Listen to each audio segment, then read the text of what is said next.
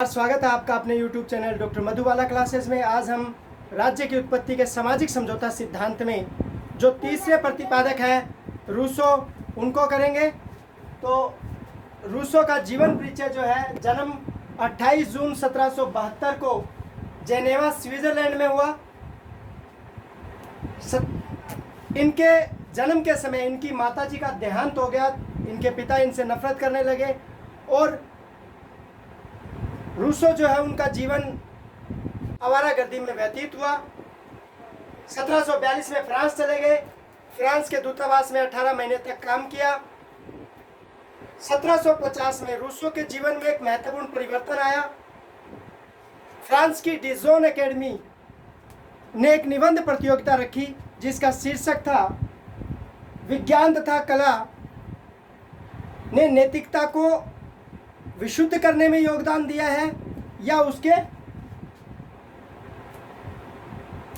भ्रष्ट करने में योगदान दिया है।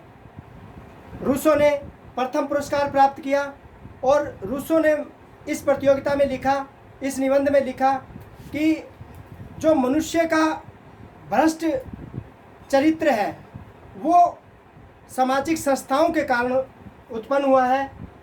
1754 में इसी एकेडमी ने, जो डिजोन एकेडमी है, एक और निबंध प्रतियोगिता रखी जिसका शीर्षक था असमानता का उद्भव और विकास।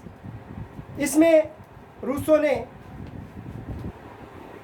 संपत्ति को, जो निजी संपत्ति है, उसको असमानता का उद्भव और विकास में एक महत्वपूर्ण बिंदु माना, लेकिन वो इस प्रतियोगिता को नहीं जीत पाए।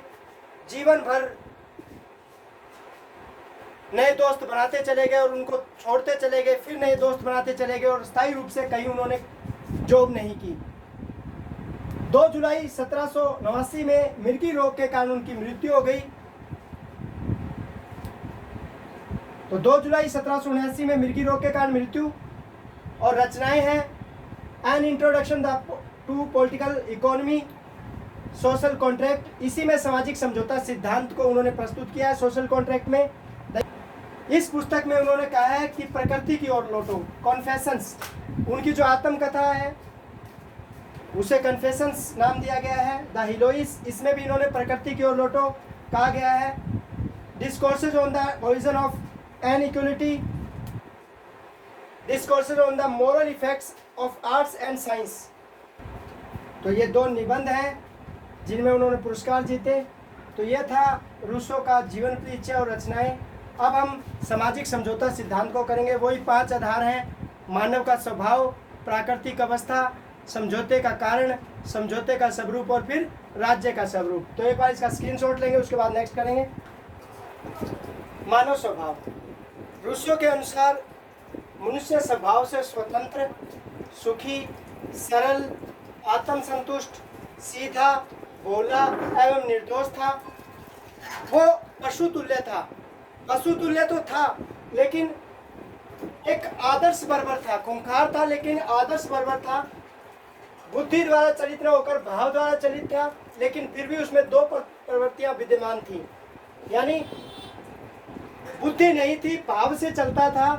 2 प्रवृत्तियां थी, आत्म प्रेम और सहानुभूति। आत्म प्रेम से प्रेरित होकर आत्म संरक्षण चाहता था, क्योंकि स्वयं से प्रेम करता था इसलिए आत्म संरक्षण की बात करता था। वहीं सहानुभूति से प्रेरित होकर दूसरे व्यक्तियों से सहयोग करता है। इन दोनों प्रवृत्तियों में भविष्य में टकराव उत्पन्न होता है, विरोध उत्पन्न होता है और इनमें समन्वय लाने के लिए अंतःकरण और विवेक 2 और प्रवृत्तियां आती हैं। अंतःकरण यानी मन और विवेक यानी बुद्धि। तो हॉब्स के अनुसार मानव का स्वभाव कैसा है? स्वभाव से मनुष्य स्वतंत्र है, सरल है, भोला है, आदर्श बर्बर है, सीधा है, निर्दोष है। तो एक बार इसका स्क्रीनशॉट लेंगे, उसके बाद जो है प्राकृतिक अवस्था देखेंगे। रूसो ने प्राकृतिक अवस्था के 3 चरण माने: आदिम प्राकृतिक अवस्था, मध्यवर्ती चरण और तृतीय चरण। जो आदिम प्राकृतिक अवस्था है उसमें मनुष्य प्राकृतिक संसाधनों का सीधा उपभोग करता था। उसका जीवन स्वतंत्र था, उसकी आवश्यकताएं सीमित थी और भाषा का अभाव था, इसलिए विचारों का अभाव भी था। तो मनुष्य का जीवन इसमें वही सीधा सरल निर्दोष आदर्श वर्ग का जीवन था उसका। मध्यवर्ती चरण आता है। इस चरण में दो प्रमुख लक्षण प्रकट होते हैं। धीरे धीरे जनसंख्या में वृद्धि होती है और सभ्यता का विकास होता है। सभ्यता का जैसे विकास होता है तो संस्कृति का भी विकास होता है। लोग कृषि कार्य सीख गए, औजारों का निर्माण किया गया और धीरे धीरे उद्योगों की ओर लोग बढ़े। तो जो तीसरा चरण है, इसमें जो दूसरे चरण के अंदर जो सभ्यता का विकास हुआ उसके कारण भूमि के निजी स्वामित्व का भाव प्रकट हुआ। अब जब भूमि के निजी स्वामित्व का भाव प्रकट हुआ तो निजी संपत्ति भी आई। समाज में आर्थिक विषमता उत्पन्न हो गई कि कुछ लोगों के पास भूमि है और कुछ के पास नहीं है, तो इससे समाज में एक आर्थिक विषमता उत्पन्न हो गई। ये था तृतीय चरण। तो इसी विषमता के कारण समझौता किया गया। तो अभी नेक्स्ट हम देखेंगे समझौते के कारण। तो एक बार इसका स्क्रीनशॉट लेंगे, फिर समझौते का कारण देखेंगे।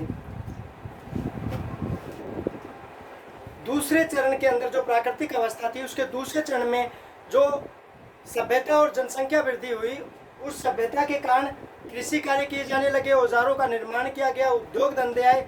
उसकी वजह से सामाजिक और आर्थिक विषमता उत्पन्न हो गई थी, जिसकी वजह से समाज में झगड़े होने लगे। इन्हीं झगड़ों को दूर करने के लिए समझौता किया गया। समझौते का कारण फिर है समझौते का स्वरूप। एक ही समझौता हुआ, सभी लोग एक स्थान पर इकट्ठे हुए उस संस्था का निर्माण करने के लिए जो सामाजिक और आर्थिक विषमता से उत्पन्न झगड़ों को दूर कर सके। अब लोग एक स्थान पर इकट्ठे हुए तो सभी लोगों ने ये बोला कि हम अपनी सारी जो अधिकार हैं, जो शक्तियां हैं, वो सामान्य इच्छा, जनरल विल को सौंप देंगे। तो यहाँ एक चीज़ देखेंगे कि जो व्यक्ति की एक्चुअल विल है और जो रियल विल है, दो प्रकार की इच्छाएं व्यक्ति में होती है। एक तो यथार्थ इच्छा और एक आदर्श इच्छा। जो यथार्थ इच्छा होती है वो क्षणिक होती है, स्वार्थपूर्ण होती है और व्यक्ति उसमें स्वयं के बारे में सोचता है। जबकि जो आदर्श इच्छा होती है वो दीर्घकालिक होती है और दूसरों के परोपकार से भरी होती है। व्यक्ति उसमें स्वयं के लिए नहीं सोचता बल्कि पूरे समाज के हित के बारे में सोचता है। तो जो सामान्य इच्छा है, जो जनरल विल है, वो व्यक्तियों की आदर्श इच्छा का योग ही सामान्य इच्छा होता है। तो व्यक्तियों की यहाँ आदर्श इच्छा ये थी कि वो समाज के झगड़े को समाप्त करने के लिए एक ऐसी संस्था का निर्माण करना चाहते थे जो कि इन झगड़ों को दूर कर सके।